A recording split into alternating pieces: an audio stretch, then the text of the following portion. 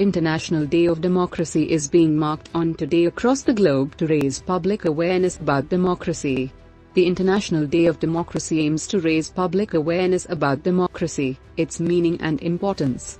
Many people and organizations worldwide, including government agencies and non-government organizations, hold various initiatives to promote democracy on the International Day of Democracy. Leaflets, posters and flyers are placed in universities, public buildings, and places where people can learn more about how democracy is linked with factors such as freedom of expression and a tolerant culture.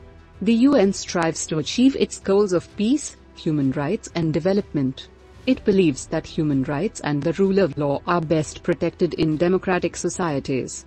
The UN General Assembly decided on November 8, 2007 to make September 15 as the annual date to observe the International Day of Democracy.